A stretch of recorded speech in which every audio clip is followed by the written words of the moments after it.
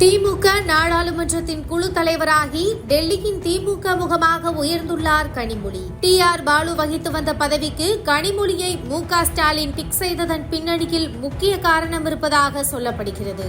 குறைந்த விலை, நிறைந்த தரம், தங்கள் தேவைகள் அனைத்தும் ஒரே இடத்தில். ஜெயச்சந்திரன். திமுக நாடாளுமன்ற குழு நிர்வாகிகள் பட்டியலை திமுக தலைவரும் முதலமைச்சருமான மு.க. ஸ்டாலின் அறிவித்துள்ளார். மக்களவை, மாநிலங்களவை 2 அவைகளுக்கும் சேர்த்து திமுக நாடாளுமன்றத்தின் குழு தலைவராக துணை பொதுச் செயலாளர் கனிமொழி நியமிக்கப்பட்டுள்ளார். மக்களவை தேர்தலில் எதிர்த்து போட்டியிட்ட அனைத்து வேட்பாளர்களையும் டெபாசிட் இழக்கும்படி பெற்ற மாபெரும் வெற்றியை தொடர்ந்து இந்த நியமனம் நடைபெற்றுள்ளது.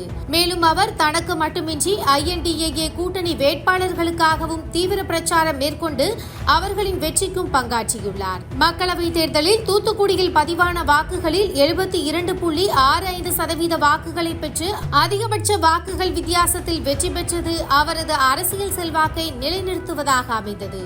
2019 முதல் 2024 வரை மக்களவையின் திமுக தலைவராக டி.ஆர். பாலுவும், துணைத் தலைவராக கனிமொழி கருணாநிதியும், கொறடாவாக ராசாவும் செயல்பட்டனர். அப்பதவியை வகித்து வந்த கட்சியின் பொருளாளர் டி.ஆர். பாலு மீண்டும் தனக்கே வழங்க வேண்டும் என்று கோரிக்கை வைத்தார். டி.ஆர். பாலு நீண்ட நெடுங்காலமாகவே டெல்லி அரசியலில் கோலோச்சி விட்டார். புதிதாக ஒருவரை நியமிக்க வேண்டும் என்று முடிவெடுத்த மு.க. ஸ்டாலின் அதனால் மக்களவை குழு தலைவராக கனிமொழிதான் வர வேண்டும் என விரும்பியுள்ளார்.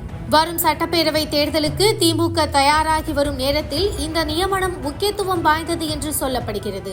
INDAA கூட்டணி கட்சி தலைவர்களிடம் வலுவான ஒருங்கிணைப்பை முதலமைச்சர் வலியுறுத்தி வரும் நிலையில் கனிமொழியின் இந்த முக்கியத்துவமான பதவி அவரது தலைமைத்துவ திறன் மற்றும் தேர்தல் வெற்றியை விளக்குகிறது. வரும் தேர்தலில் அவரது புதிய பொறுப்பு கட்சியில் திட்டமிடல் பணிகள் மற்றும் கூட்டணியை வலுப்படுத்தும், வேலைகளை மேம்படுத்தும் என எதிர்பார்க்கப்படுகிறது. 2024 மக்களவை தேர்தலில் காங்கிரஸ் கட்சியுடனான தொகுதி பங்கீட்டை கனிமொழிதான் சோனியா காந்தி மற்றும் ராகுல் காந்தியுடன் பேசி முடித்தார். கடந்த ஆண்டு சென்னையில் நடைபெற்ற மகளிர் உரிமை மாநாட்டில் சோனியா காந்தி, பிரியங்கா காந்தி, தேசியவாத காங்கிரசின் செயல் தலைவர் சுப்ரியா சுலே உள்ளிட்ட INDAA கூட்டணி கட்சியின் பெண் தலைவர்கள் கலந்து கொண்டனர். அனைத்து தலைவர்களையும் ஒருங்கிணைத்தது கனிமொழிதான் என்பது குறிப்பிடத்தக்கது. இதையெல்லாம் கருத்தில் கொண்டே திமுக நாடாளுமன்றத்தின் குழு தலைவராக கனிமொழியை முதலமைச்சர் மு.க. ஸ்டாலின் தேர்வு செய்துள்ளதாக தகவல் வெளியாகியுள்ளது. குறைந்த விலை, நிறைந்த தரம், தங்கள் தேவைகள் அனைத்தும் ஒரே இடத்தில். ஜெயச்சந்திரன்.